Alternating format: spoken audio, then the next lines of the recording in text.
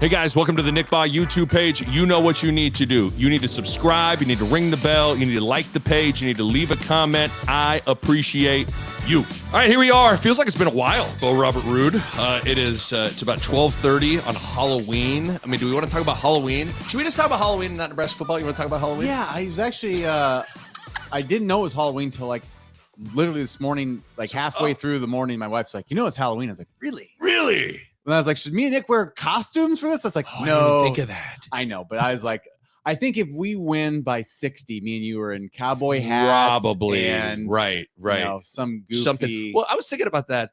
As you get older, like into high school and college in particular, Halloween for guys becomes how stupid can I look? But then for girls, it's like, how good can I look? What do they really do? Well, I was like, I'm a Starbucks barista. I'm a naughty Starbucks barista. And it's like, well, what's a not like everything's either naughty or sexy. Guys are like, I'm a doofus. I am doofus. I'm a grade A moron today. like why isn't that funny how like the I think Halloween, if I recall from college, especially if you're a single guy, it's about as good of a day. 2 best days of the year. It is a good day. Because who sings the song Lovely Day? Lovely Bill Day. Withers. Bill Withers, I think, was in college on Halloween and woke up and wrote that song. He was just looking side to side. Lovely day. But it's a great day in college. There's no question about that. Yeah, it's just it's a time where, you know, you get to be stupid and meet. And it's like you get to act fun, and you get to act a certain way, dress a certain way, and blame it on the costume, right? So you know you can dress however you want and just be like, it's the costume. What do you mean? Like have some self-respect. It's like, I'm a naughty Starbucks barista. It's just like it's not really me. It's the costume. But guys want to look as stupid as possible. Girls, why can't girls do costumes that are just like they always have to be cute? You know, I don't know. I mean, I'm happy about it. Don't get me wrong. I'm not trying to like. I can't explain it. Have a political campaign to change this, you know. But it's just interesting. Let's leave it. Let's leave them alone. Let's leave them alone. I did though on my Facebook memories like 2 or 3 days ago. I should have screenshotted it. The golden rule popped up. Me, you, my wife Kim. We were Timberlake, Sandberg, Lady Gaga. It's probably pound for pound the best Halloween costume ever had, and just the amount of fun we had that night. That was so much fun. Right. I was on a Husker game day. We went out with chin strap. We went out as that, and then we went out on Friday that way, and then Nebraska played a football game, and we wanted to go out again on Saturday. So I was in the west balcony sitting next to my dad with a full bad Sandberg Timberlake chin strap beard from the Golden Rule. And I think my dad was like, you know, it's bad. But it was worth it probably for another night out. But I think the next year we went as Brokeback Mountain, which was unfortunate. Would we get canceled for that now? Maybe. I don't know. We Maybe. went as Brokeback Mountain. One year I was Elvis and I couldn't. I kept doing Rocky. I kept going, hey. I couldn't figure out the thank you very much. Yeah. I was going my lip was going the other way. I was like, It's like that's the complete opposite of Elvis. But yeah, I haven't dressed up in a long time though. No, I've been years since I think I've participated in Halloween, but okay, so that's the Purdue recap. And we'll see you there. We're done. God. What happened yesterday? Okay, I mean, you know, it's funny. Yesterday, I'm sitting. And I'm watching Michigan State. Great game. 2 teams that look good, battling it out, right? And then you watch that game unfold and you watch Kenneth Walker go ham, right? I mean, he goes for almost 200 yards. He was unbelievable. I mean, he kind of put himself as the front runner for the Heisman Trophy yesterday. Yeah. And you watch that game and you're thinking to yourself, okay, Nebraska could have beaten both teams, maybe should have beaten both teams, dominated Kenneth Walker. And then you watch Nebraska then proceed to go out and really play just an uninspired, in particular, terrible second half against Purdue. And it goes to show you how amazing these 3 weeks have been, Bo. Like, could have won at Oklahoma, dominate Michigan State, errant punt cost them. They crushed Northwestern. We go to the Michigan game together. And then here we are 3 weeks later, And I think everyone was feeling like progress was being made and everybody was feeling pretty good about things, to now fast forward 3 weeks and it feels like the seat is on fire for Scott Frost. It's crazy. It's been a crazy 3 weeks. Did you feel, I guess we'll go right to it, there was, and I mean, there's going to be some uncomfortable conversations today, but we'll talk it through. Yeah. That game did have a beginning of the end feel to it. Like it had a 2007 Okie State, a 2013 Iowa, a 2017 Iowa feel to it, where it was just like, damn, is this potentially the beginning of the end of the Frost era? Did you get that feeling at all? I mean, I think everybody's got a bad feeling in their gut. And I think the reason why is not just the continuation of the we come close but can't win phenomenon. That's nuts. Now 18 one-score losses. 18. But Adrian Adrian was not good yesterday. Right. And he's been good. And when he's good, we have hope. I think our team has kind of been our team. Like, we weren't terrible across the board. We were okay. Special teams was better yesterday. A little bit better. Defense was not good enough to win. Good enough to win. Good enough to win. They gave up 3 scores. Adrian played uninspiring. Yeah, for him. You know, he didn't look like he was playing like his hair was on fire. He didn't look like he was.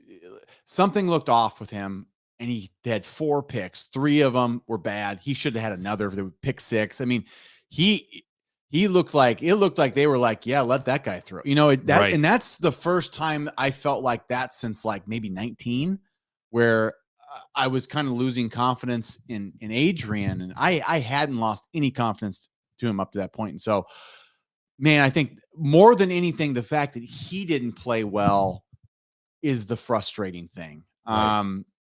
If it would have been everybody played good Adrian, good defense, and bad special teams, we lose, I think that would have been a whole nother feeling. But the fact that it's Adrian throwing picks, I think everyone's like, what do we do now? I ran into someone at the Creighton basketball game last night doing the Creighton exhibition game.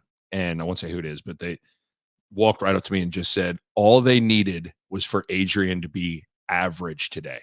Yeah. And they win. They're like, so a lot of the games they've won, Adrian's been good, and some other things have been woeful, and they lost. Yesterday was like everything, like we said, defense, special teams was good enough to win, and it was the one time all year that you kind of put that one on Adrian, unfortunately. And but everybody's taking their turn to lose us a game this year. That was Adrian's. I mean, what you just said was great, though. You said he just had to be average. Well, Purdue was average to me. Yeah. That quarterback was not good. He was average. He made no mistakes, though. And he made timely throws. But I mean, he didn't rip us apart. No. I mean, David Bell had, I think, 70 yards or something. Let me see. David Bell, 9 catches, 74 yards. I mean, that's not killing you, right? Nobody had their running back had 74 yards rushing. I mean, nobody was killing us, right? And so that's a game you just got to not make the big mistake, and we should win that game, and we probably do. And we gave him 6, Yeah. And then we can't make the play to Toure. I mean, that's a touchdown. And you just execute like that's 14-point swing there. And that's an easy win to me if we just don't make just really bad plays. Yeah. It's what's amazing though, when you think about the first half, Nebraska actually got a few breaks early in the game. Purdue drops the pick 6. Yeah. Oh my God. They miss a 37-yard field goal. And Nebraska's offense, this is why the second half was so bizarre. Nebraska's offense in the first half actually was moving the ball. Yeah. Like it was one of those games, again, like Minnesota, where Purdue kind of chewed the clock and controlled the ball. Total plays, Purdue 86, Nebraska 58. Time of possession, Purdue had it for about 38 minutes. Nebraska held it for 21 minutes. But if you look in the first half, Nebraska should have scored on 4 of their 5 possessions. Yeah. So they have the touchdown with Omar Manning. Shouts out to Omar Manning. Second possession was a pick 6, bad throw by Adrian Martinez. third possession, they respond from the pick six. They drive down the field. Jaquez Yant has a great couple of runs, has a good touchdown run. Then they kick a field goal. And then on what I believe is the biggest sequence of the game was the end of the first half. They have the drop touchdown to Samori Toure. But if we just stop there, like, it's just amazing when you think about, I did not feel like going into that second half, man, I'm worried about the offense going into the tank. I was just like, the Nebraska is going to be okay. But then the offense just fell apart in the second half. It's just like, there's no rhyme or reason for why we can't sustain like these moments of being good for a whole game. I don't know. It's before, like, there's something about the thing I keep going back to is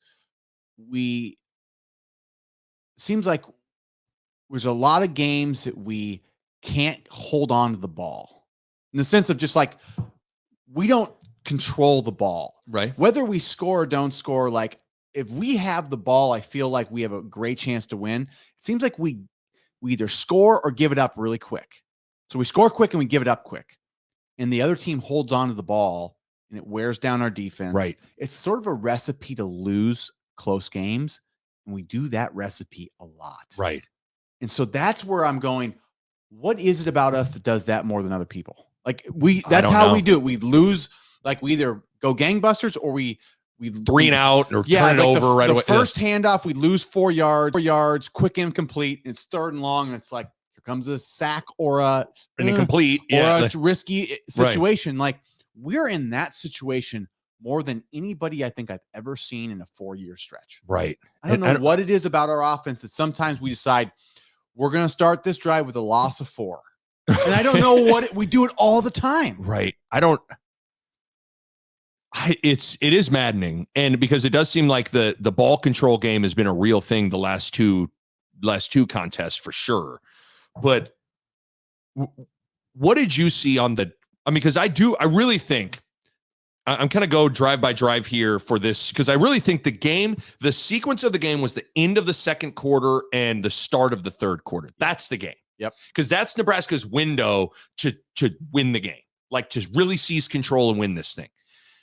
Nebraska's defense does a hell of a job in Jeff Brown rolls the dice at the end of the second quarter. They get a 4th down stop right at midfield, and Nebraska comes out with about 1:20 left and dial up a great play. And where do you come out on bad throw versus catch for Martinez to Toure there? A little both. Yeah. Wasn't a terrible throw. Wasn't a terrible effort, but it was you're wide open. Like, I mean, you gotta make it. Yeah, you just gotta make those plays, and every team, I think, makes that throw but us. I don't know. I can't explain it other than we do have a bit of an issue with, like, when it comes to, like, dudes doing it, like, we don't do it. Yeah, every time there comes to that moment, like, because that's what's always hard. It's like, listen, there is clearly some systemic coaching, whatever, that is a real thing.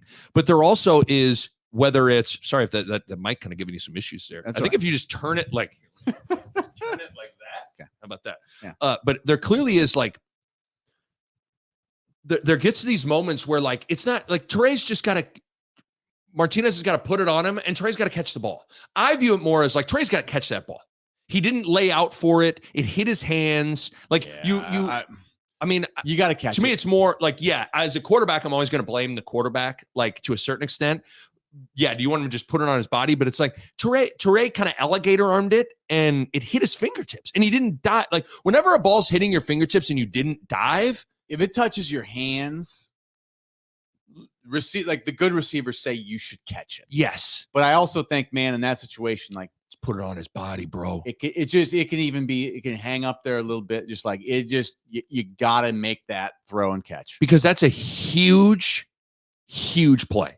Because you have whenever you get a 4th down stop defensively, it's a huge boost. Next play, you were potentially going to throw a 50-yard touchdown, and it was going to be 24-14 going into half, with Nebraska getting the ball to start the second half. Instead, it's deflating to drop a touchdown, and you go into half 17-14, and then for whatever reason, Nebraska's offense just decides to go in the tank. Did you see any, like, was there anything schematically that seemed different from Purdue defensively? Like what? No, it just seemed like anything intermediate was like Adrian was just like, he just looked confused to me. Like it just looked like every throw was like, ooh, I don't know. And then every ball came out like looking like it was going high and wobbly. I was like, it was very, he looked off yesterday. I don't know what it was. Yeah, and Frost has kind of hinted at certain things, like he's more, if you knew what he was going through, or he's a warrior, he's playing through some things. But then he also says that Adrian was close to 100%, like going into that game. He said it, so it's like, I don't know what. I think there's some things probably he's dealing with that you got to commend him for going through, but at the same time, like. At the same time, you're out there. If you're out there, you gotta win game. Like in the end, like this isn't just about like trying. You gotta win. And I don't know. We're in a moment now that it's almost unexplainable.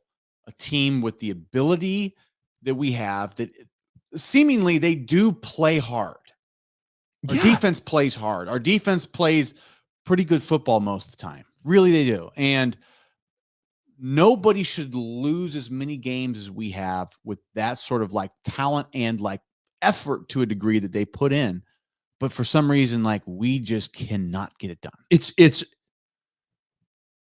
You get to the point where you're at a loss for words. Like I sat down to kind of map out what we're going to talk about today. And it's like, what can you even say at this point? Because here's the issue. The issue's not we're at a loss for words because we're just so bad. Right. We're at a loss for words because we feel like we're close but can't win in a way that like it doesn't make sense in my own mind. Like I know what I've seen against top 10 teams in the country. I'm going, beat Michigan, pretty much beat Michigan State, pretty much beat Oklahoma, but can't win against Purdue, can't win against Illinois, can't win against, like we can't beat anybody, but we can play top 10 teams this close and mess it up. Well, or you can, I don't get it. I don't get how you can constantly play good enough to put yourself in positions to have plays to win the game and never make them. Like consistently never, ever make them. Well, that's where like I do these, and this is maybe not a good exercise, but I end up like I went through it in my head. It's like, okay, you give me 2 elite players on our team at any positions. How many games do we win? Like if you give us Karlaftis or the guy from Michigan at D end for 8 for however many games we played. Are we 3 and 5? 3 and 5. We're 8 games. 3 and 6. 3 and 6. 3 and 6. 3 and 6. Okay, we're 3 and 6. 9 games in. You give us Hutchinson from Michigan, and you give us not even the running back from Michigan State, but the running back from Minnesota, or anybody that's like, you give us those 2 guys. I'm not so sure we're not 8-1. Right. With nothing different but those 2 guys, but we don't have those guys. But I think it's like that's where like we don't make winning plays. And maybe we just need a couple positions where they do that. And that's the only thing I can come up with is like how we're this good and can't close. Like we just don't got any closer dudes, like a pass rusher or just a dude to hand the ball to just like finish games out, or just to take pressure off Adrian. Like I was thinking those 2 positions, running back, DN, you give us a dude at each of them. And we're such like, I don't know how you can be that close and not win otherwise. Okay, just playing devil's advocate, because I'm sure, because yesterday's game calls into question again. What if you have a different quarterback? Well, I mean, I think that's number one, obviously, but on our roster, no, I mean, Adrian's the guy. That's clear. Right.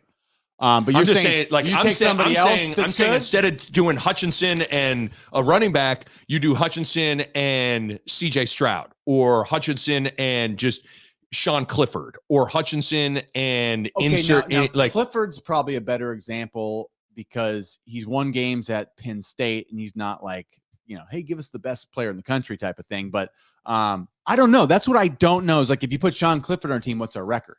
Because what's weird is he was with Penn State last year and they started 1-5, right? And he got pulled. Like, so I don't know. Like, Adrian is such an enigma. It's crazy. That, like, that's why everybody in Nebraska right now doesn't have an answer, because we look at Adrian and we go, we see the good, but can't understand how that much losing comes with it. It's weird how I talked to Schick, and Schick made an interesting point. He goes, he was like, Adrian Martinez is so much more like Taylor Martinez than we realize. Yeah.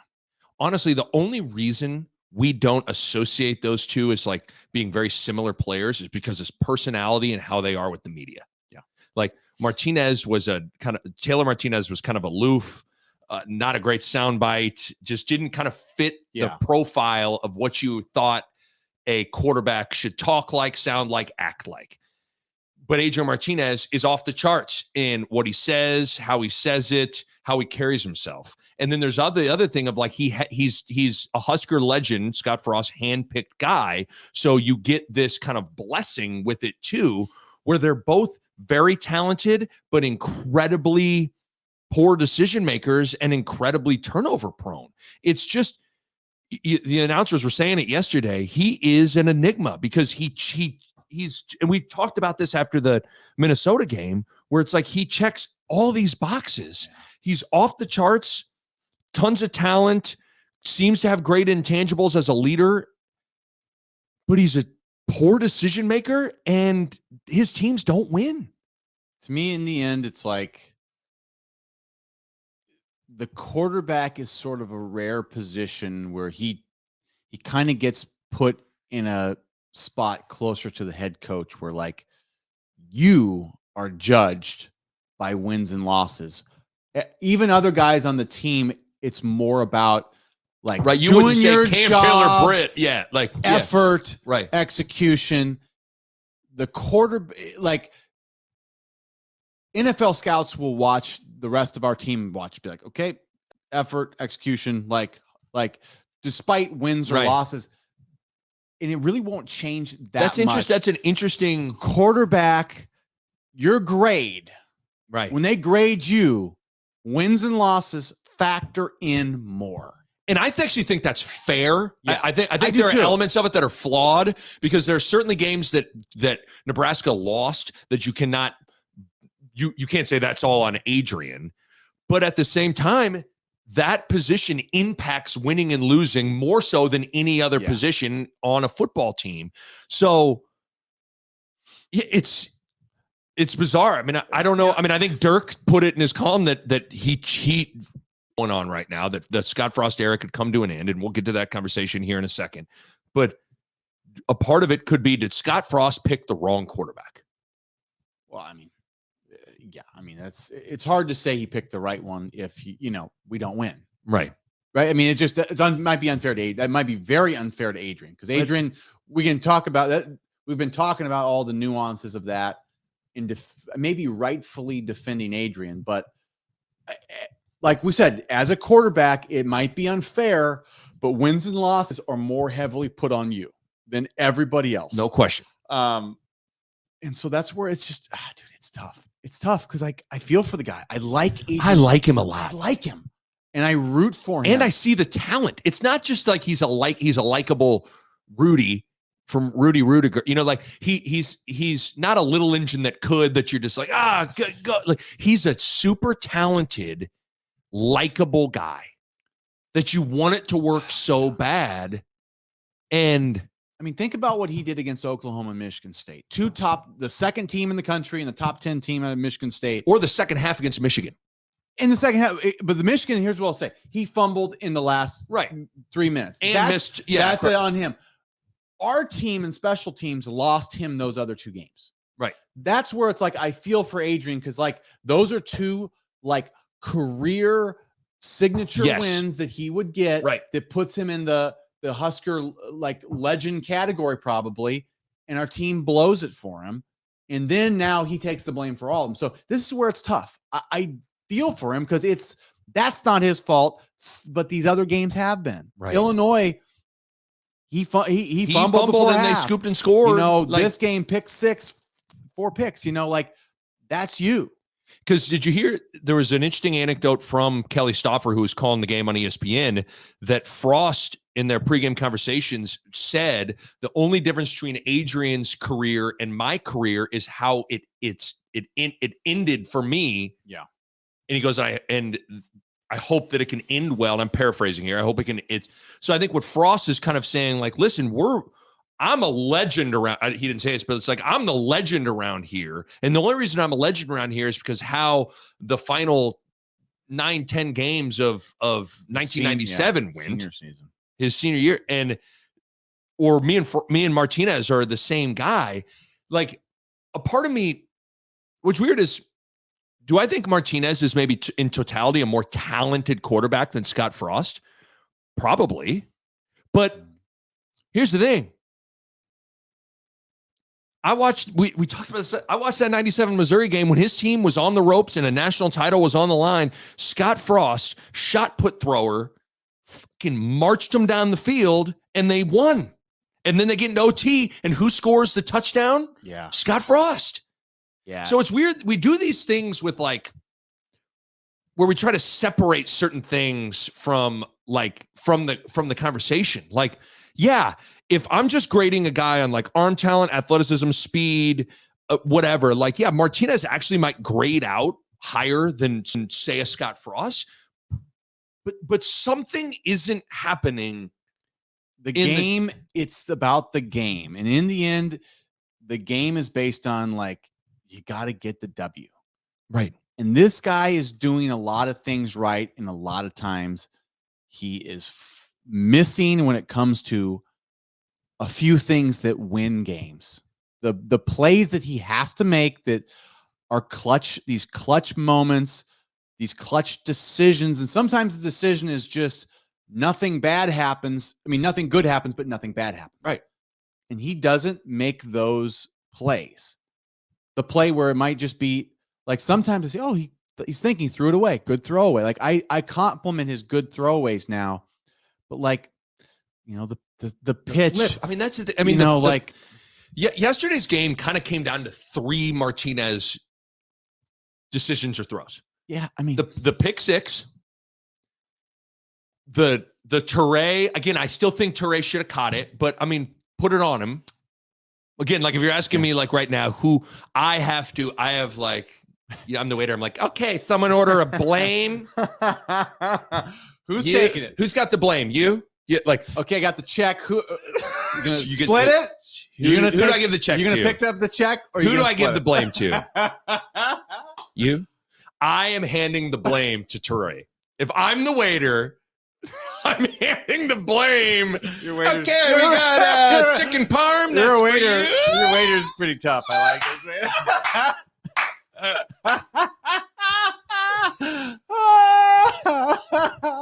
Glass of vodka. That's for you, Vokalek. Okay, and I got the blame here. Who's taking it? Martinez and Toure. I'm handing it to Toure, but the game comes down to his pick six, the Toure touchdown that didn't happen, and then the flip. I mean, he's getting sacked. Yeah. There's an enormous amount of traffic, bodies everywhere, and he flips it forward. It's like, I don't know what to say. You get to where you're like, dude, it's year 4. You can't make that play. You just can't do it. He made 5 of them. I mean, okay, let's take that back. He had Austin Allen's is on Austin Allen. And then he had 4 of those plays because he had a walk-in pick 6. Oh, that's as bad as it gets. Like, when you say walk in, I think the guy could have walked. He could have caught it and like sped walk from 35 yards. He could have moonwalked in. He could have been like, cue me up, Michael. Could have moonwalked that thing in. So that's because that is a break and a half. But then the pick six. So we have drop pick six. You have Toure non-touchdown. Again, we handed the blame to Toure, but nevertheless, they might split that check, or split that entree. And then you have the overthrow to Toure that's interception's a bad throw. And if you said it a million times, how does Martinez miss every time? High and long. Every time. Mm-hmm. And so I don't know. I am completely, it's amazing the parallels between Martinez and just Nebraska in the Frost era, where you're just lost. You feel like they should be better than they are. They're right there to becoming a winning program or a good player, but they can't get out of their own way. Like we talk about how tight at the hip quarterbacks and winning are. Well, it's amazing. Like there's no greater example than Martinez in Nebraska in a lot of ways with how you would explain both of their situations right now. So this is an issue though. So this is part of the new era of football. And this is where I think Frost has, I think he's learned a lot because one, it's like, transfer portal, and he's had guys like the way he's managed his quarterbacks. I mean, he has no choice but to ride or die with Adrian. Like it's his 4th year, and we don't have another quarterback we can put in, right? So he's basically been like, well, yeah, we recruit McCaffrey, who wasn't the guy, but we also didn't pursue anybody else to be there if Adrian can't get it done. I mean, Vedral leaves, right? Jebbia leaves, and so we just have never had another guy to be like, hey, we're not winning. Let's try something. Because they tried it with McCaffrey, but everybody saw what that ended up looking like. Yeah. But then, it's like, I don't know. But then again, it's like, it's his job to recruit a quarterback. No doubt. We can't get a quarterback. So it's been a really weird, like we don't have any other option. So we're going to keep running this back and we keep doing this crazy same thing again. It's like, wow, how do we keep doing it? Hey guys, welcome to the Nick Bahe YouTube page. You know what you need to do. You need to subscribe. You need to ring the bell. You need to like the page. You need to leave a comment. I appreciate you. You're right, because 2 thoughts within that. One of the questions that everybody's like, I think at the press conference, they're like, yes, did you consider playing a different quarterback in the 3rd quarter? And, Frost is like, no. And I feel the same way, I think. But then you get some people talking about moving forward, like for these last 3 games, do you throw Smothers out there just to see what you can do? And I just against Ohio State, that's a bad decision. I mean, you're literally throwing them. What's the scene in Lion King where Scar just takes Mufasa's ass and just throws him in the That's pretty much Frost to be taking Logan Smothers and then throwing his ass in the. That's what would be to Ohio State, at Wisconsin, and then Iowa. That'd be Mufasa in that thing. Oh, but big mistake. Be a bad deal. Stampede. But I guess if Noah Vedral is still on the team, yes, do you think would have seen the field? Probably, right? In the last 2 years, if Vedral, I mean, that's hard because McCaffrey was on the team last year, and he essentially beat out Vedral. I don't know. This is just hard because they actually put a lot of stock into McCaffrey. Right. They thought McCaffrey had something, and then it turned out he didn't. Well, and then he bailed. Yeah, in some ways they hitched their wagon. They hitched it to Adrian and to McCaffrey. Yeah, and then that combination, they thought between one of those 2 guys, our quarterback situation's gonna work itself out. And what you found out is here we are on Halloween in year 4, and neither of them worked out. And one of there's a lot of reasons coaches may fail at any particular job. One of the surefire ways to do it is to never if you don't get the quarterback right, it'll never work. In a system where you got to have a great quarterback, right? And that's where, if we're running Iowa, Wisconsin, Illinois, Northwestern, game management, even Purdue, I mean, they throw it a lot, but or Minnesota's a little bit more a game manager. It's a game manager. Yeah. It's either we got to go to game management if we don't got quarterbacks that can do it, or this offense, it puts a lot on the quarterback to, run, throw, and make the decisions. And it's just hard. It's hard if we don't feel like we've. So do you, just to make sure we're, for the record, Frost said the quarterback thing's not a topic. You don't make a change there. No, you play. Okay. I mean, it's one of those things. If Adrian absolutely lays an egg against Ohio State, maybe the last 2 games, if you think you have a better chance to win with somebody else, maybe do it. But I don't see that it even being close, though. I don't see it being like, oh, Harburg's really been coming on in practice. I'd see, but it's Adrian and it's the other guys like a mile away. And like, if you play them, your playbook's limited. Right. You're way less dangerous. I mean, in the end, Nick, Adrian handled playing Oklahoma, Michigan State. Like, he was the better player. The announcers that called those games were saying, this Adrian Martinez, like, they weren't talking about the other quarterbacks on Spencer Rattler versus Adrian Martinez. Adrian outplayed him. Right. He was supposed to be the first round draft pick. So like, that's the problem that we're in right now, is we all saw it too. So we all go, we're going to get rid of Adrian? Like, no, it's not the right move. And we all know it. I know. But it's weird because the quarterback situation is a lot like the Nebraska situation at large, where you don't really, if you make a change, you don't feel good about what's behind door number 2. Yes. You know what I'm saying? Like, so right now you go, you gotta bench Martinez, but that feels like a tricky proposition. Feels desperate. That feels like a desperate. And then move. even the same thing, like with Frost, if you're like, you gotta fire him, it's like, man, that feels desperate. That feels like I'm not necessarily feeling great about another, like, somebody else right now. No, I just think continuity, I just think continuity helps. I think our defense proved that, like, getting these guys, same coordinator, a few years, like, we've made steady improvements. Our offense needs to find more of that.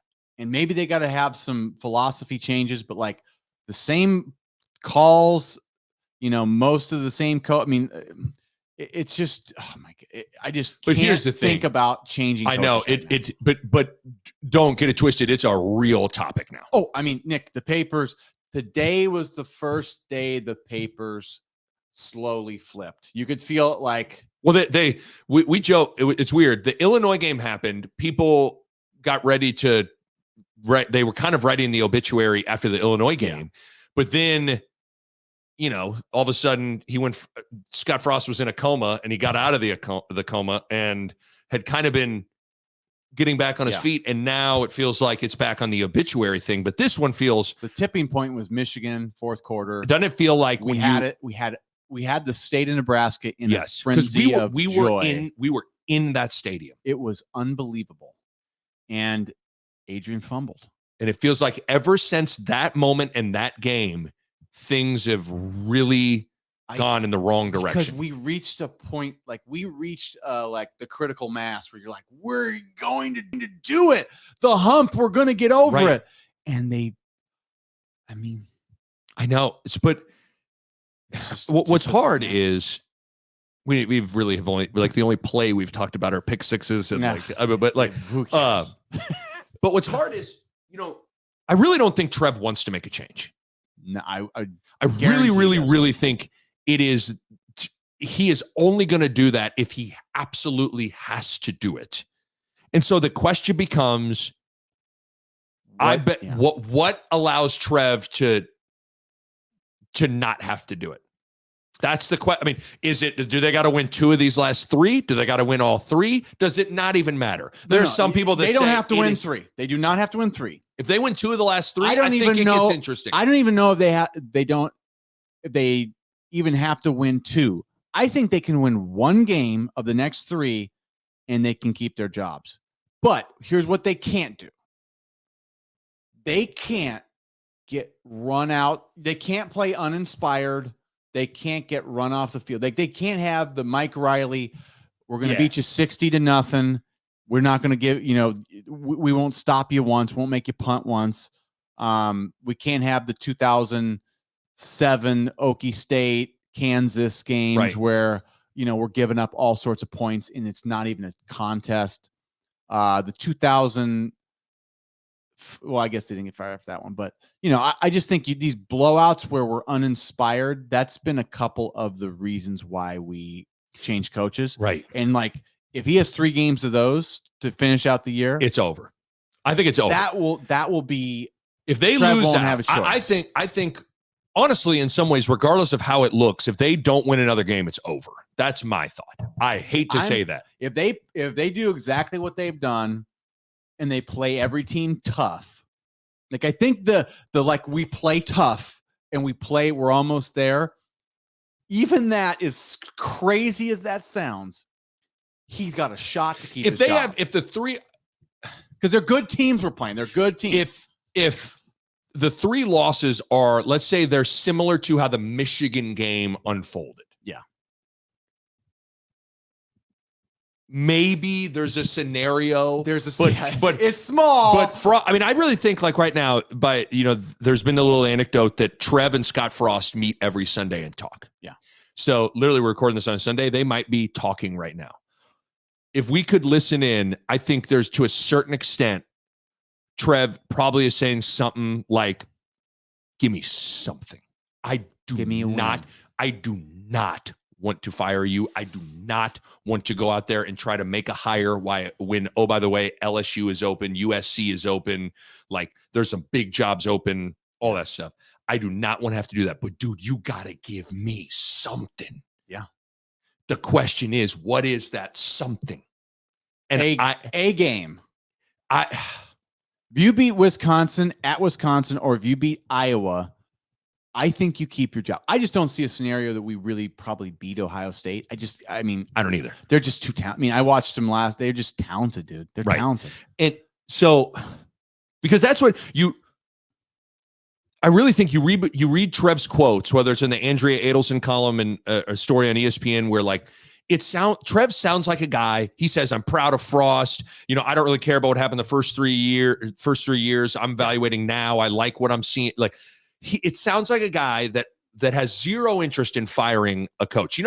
Bill Moose got here. He was hired. He walked in at the press conference. He was holding like, quick question. Which one's Mike Riley? I mean, yeah. I want to go talk to him quickly. Say no, hello. And then same thing with Sean Eichhorst. Sean Eichhorst came in there and he came in with a revolver and where's Pelini? And Pelini was like, I'm right here, dude. Like the Big 12. But it's not like that. He's not like Eichhorst. He's not like Bill Moose where it's like he's hot. Like they're coming in to chop heads. Trev doesn't want to do it. But Bo, if they lose out and they're 3-9 and it's 4 straight losing seasons, it's almost, I don't want to say it's impossible, but it's almost impossible to envision a scenario where Scott Frost comes back. It's amazing that,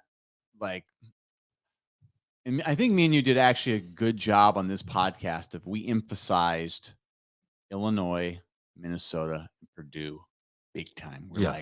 We somehow we had an instinct that all you got to do is do well in those games and you can be bad in the other ones and it doesn't matter as much. And you'll keep your job and keep building.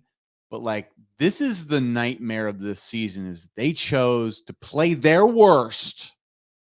It's almost like if it is crazy. Lay an egg against Oklahoma, lay an egg against Michigan and beat these teams. Right. We played great against those teams and lost. And we used up all our juice. And all you got to do is bring your juice these 3 games and we're 6 wins, go to a bowl game and on to next season, build on it. But this team had they have a bad sense of the moment. And they didn't get that these 3 games, you got to beat the bottom feeders of the Big Ten West or you are the bottom feeder. That's right. And it's just scary that, we talked about, it seems like every route feels like a scary option right now. It's like even bringing Frost back, like say they go 3-9, you bring him back. It's like, good luck recruiting, but then I think about Trev Alberts truthfully had to have to hitting the hiring market and you go, oh my God, who are we going to hire? Here's the other thing I thought about. It's this is a different era. If they fire Frost, do people leave? Do our players leave? Right. Because now the one-time transfer thing where you can just go be eligible right away, I don't know. And then I wonder psychologically what this does to the fan base. Everyone said hey, Frost has to work or else. To me, it's more almost like if Frost doesn't work, the next guy has to work. And I know we keep doing that, but like if say they part ways with Frost, if the next guy comes in and doesn't work, it feels like it is like but I guess for me, it's like, I don't know. I think Nebraska in the end, like, we'll go down. I think we'll just to the end of time keep trying. At least I will. But like, I just don't know who you go get. Like, if there's not an obvious. If Urban Meyer says, you know what, obviously, I'm done with pro after my bad start in Jacksonville. It's like too many. You can't expect too much grinding at bars in Ohio. I'm going to go coach in Lincoln. You know what they do at the rail, coach? Good things. Hey, coach, I got a place. Why don't you go to the rail? Do some recruiting for us here. But no, that's the thing is I'm not sure. It just feels like you're in this spot where every option, everywhere you turn, you don't feel good about.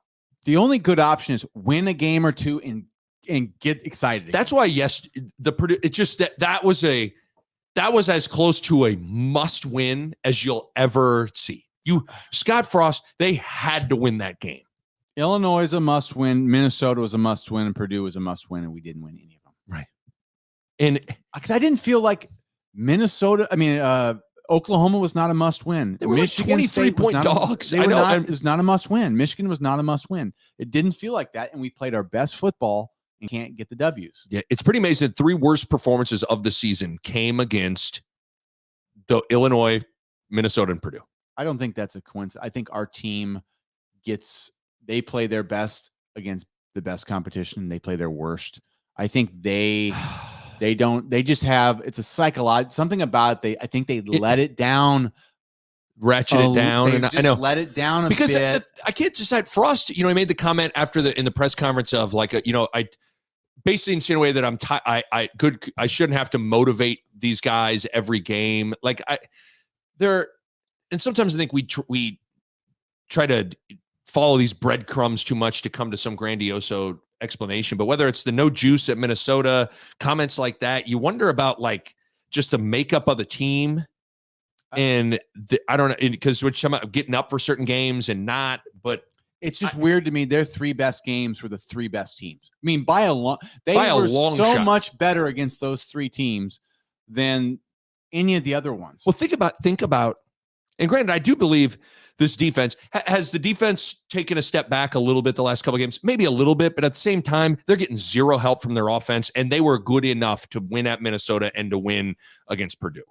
But Kenneth Walker might win the Heisman Trophy for Michigan State. Nebraska destroyed him. Yeah. Destroyed him. Yeah. And you're talking about a team that at least that could go win 3 games and there could be a coaching change. It's just, there's so many things that don't add up with this stuff. But the thing that is still maddening to me is if things continue to go down the path that they're potentially going on and Frost ends up getting let go, it is going to be the offense that doomed him. And I would have never in a million years, obviously there's no guarantee when a coach gets hired that it's going to work, but of all the things that would have held Frost back from succeeding, never in a million years would I have thought it would have been the offense. But that's what it is. I mean, the offense was terrible in the second half yesterday. The offense had every opportunity in the world against Minnesota and couldn't score. It just, I don't get it. I don't understand it. It's a big, it's just one, I don't know. It's just hard. It's hard to even it's so hard to wrap your mind around 4 years of this. It's just not the Riley era was so much more obvious to me. Well, you know what I mean? Like, it was just obvious. It's like, yeah, we just, Bo, I think the thing, obvious is a good way to put it. I think with everything that has failed post Solich, there was an easy way to explain it. And it looked kind of, other than maybe Pelini, the results on the field were pretty obvious as to what, like Callahan, you go, well, listen, he's never been a college head coach, West Coast offense, kind of a weird fit. And then at the end of it, things were not going well. Pelini, you could kind of, towards the end of it, it's like, hey, getting blown out. in big games. They've plateaued. Personality's a little combustible. He had never been a head coach before. All things, at least in your head, you could kind of explain. Mike Riley, 60-year-old career 500 coach. They're getting their doors blown off. Makes sense. This one is a tough one because I just don't think it's easy to wrap your mind around and it's easy to understand and explain. It's not obvious. Yeah, the things that Riley didn't do well, Frost came in and did do well. Like I really think Frost, like the work ethic, the culture stuff, like he did so much better than Riley. They're physical. They're more physical. Like all the things that were like we weren't seeing with the Riley defenses, we started seeing. But like we're doing something wrong about winning games. Yeah, because it's that's all it comes down to. And in the end, like people are going to want to win, and they're not going to accept this for much longer. That's the truth. Because that's the thing is ultimately like the fans will kind of tell the story, and by all accounts, for people in the stadium and even the shots of the stadium on TV. When Purdue scored to go up 28-17 with 10 minutes left, there was a little bit of a mass exodus. Mm-hmm. There were not a lot of people in the stands. When Martinez threw the interception, there were boo birds. Like their patience is about gone. Yeah. And I don't know, man. I don't when it gets to be like that, it's hard to dig yourself out of that. Well, and I think the paper, maybe it was Sam McEwen before the Purdue game, he's like, hey, this is a 4-game season. And the part that's kind of tricky is like, it is, but I think everybody in their head had already written in one of the wins in that 4-game season was going to be Purdue. So now they're like, people almost don't even want to see it play out. But like, I'm a believer in like, play it out. If you can beat Wisconsin and Iowa, you're going to next year feeling, I honestly think you'll feel decent. You won't feel bad if you beat Wisconsin, Iowa to finish the year. Yeah. It's just so interesting to say right now. 3 weeks in a row. Like, well, because again, the reason why your point's an interesting one is because think about, not saying this was consensus, but I think most people 3 weeks ago coming out of that Michigan game, people really felt decent about things. I'd say more, Nick, better than decent. I think people were borderline excited. They were seeing the progress. There were all those things. And then just think about how you feel now. How wild of a swing. To your point, it's 2 weeks. To your point, who's to say there couldn't be another big swing by the time Black Friday gets here? There could be. Now, this is the tricky part, though. Okay, this is where if this was year 1 and the season was the same, they could easily go on a swing. The fact that it's year 4 and the external pressure, it becomes more real. Yes. Like, I don't think there's any reason they can't go win 3 or 2 of these next games, right? Like, they could. If they don't buy into our coach is gone. See, and that's the thing. And that's real, though. Because did you feel that in 07? You felt I've talked about this a million times. Everyone was done. Everybody knew it was deal. done. And I really believe that the final handful of games of Mike Riley, I think that entire team had quit. Our team was borderline. The coaches, though, when you see coaches that know they're gone, that's the worst. Right. And so in 07, we saw our coaches just like they were just like they were hanging their heads. They knew they were done. Right. They were thinking about where's my next job. And I don't blame them. That's their reality. They got lives, they got kids, and they got families. Now, I don't think our coaches are there right now. They're not trying to find their next job. I think they're going to try to coach their way through this and survive. Like, I really believe that. But if our players don't ignore the noise outside, it's hard to play. It's hard just to do the regular thing anyway. But when you got like, oh man, when you start thinking about anything, because then you know what you don't do? You don't study quite as much. You don't, the coaches, they might not game plan quite as much. So like the most important thing is that the coaches think they're going to be here next year. That the players think they're going to win. and they act and they operate. Because if they start buying into the narratives that people, because that's how it's going to be. Like, it's over. I think he's gone. I think, okay, like whatever. You still got 3 games left, and it makes a difference if you can win a couple of them. So people say it doesn't. It will matter if you beat Iowa and Wisconsin, or if you beat Ohio State. Well, that's the thing. You could. The thing that's so unfortunate about this is it's not just it's not just who's on your schedule, but it's when you play them and what's going on both in your season at that given time and what's going on in their season at that given time. Yeah.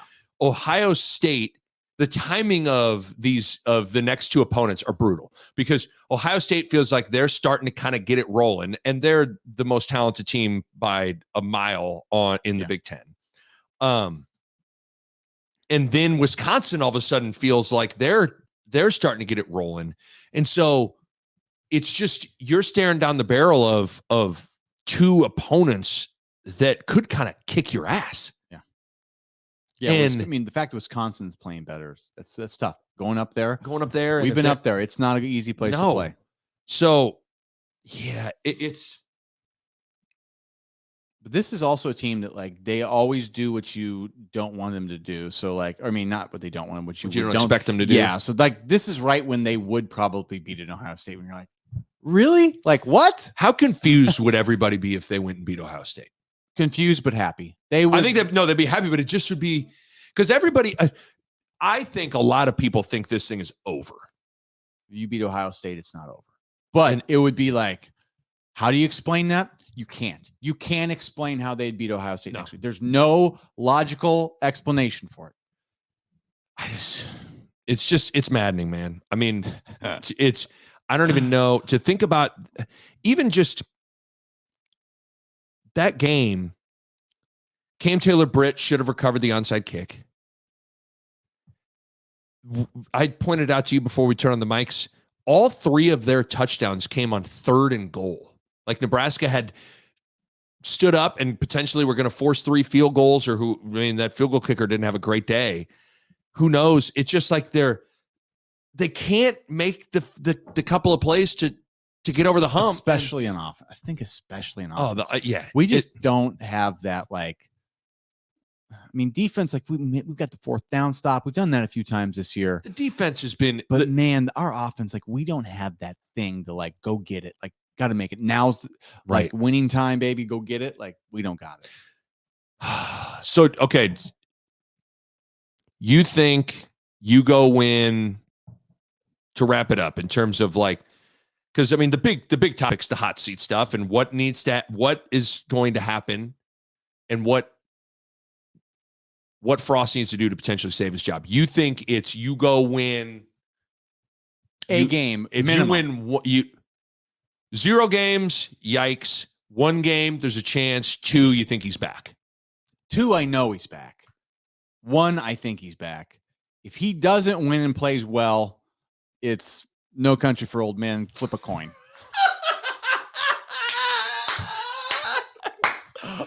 That's probably true. But that's it. You make such a good point on that locker room and the coaching staff and the players. They need to build a freaking cocoon. They better turn off their phones. Like, don't read the paper. Don't talk to anybody. Just go into football mode, study, film, prepare, play your butt off. Because if you listen to people, you will lose. That's got to be hard. Yeah. I mean, I literally have been through that scenario, and I watched some guys on the team, they're done. Some coaches, they're done. Because football's hard. You said it. Football is one of those sports. It's hard enough as it is.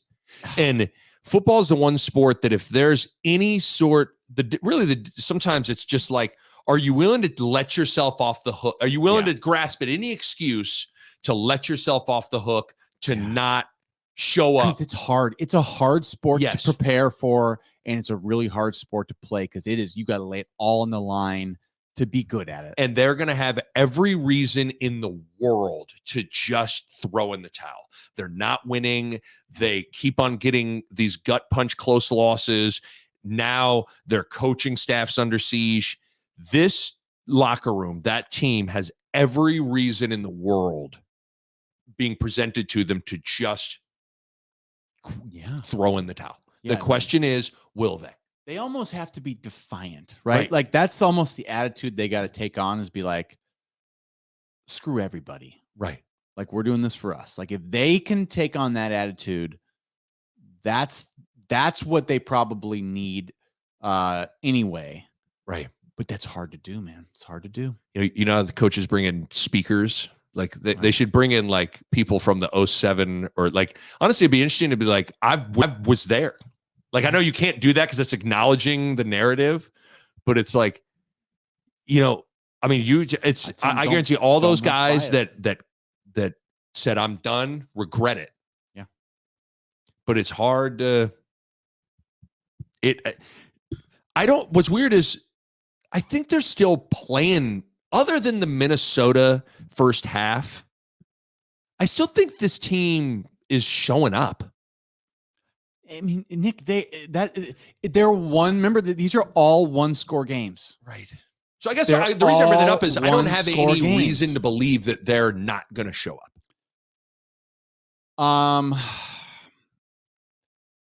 But here's the problem: is they could show up against Ohio State and still get that. Ohio State, to keep within a score of Ohio State is tough. I mean, so I don't know, Nick. I mean, especially the crowd. What's the crowd going to be like? It's an 11 a.m. game. People are already like, on everything. It's going to be interesting, man. But yeah, I mean, we'll see. Oh my God. Okay. Check, please. Check, please. Will anybody order the blame? Anyone? You? Okay. Yeah.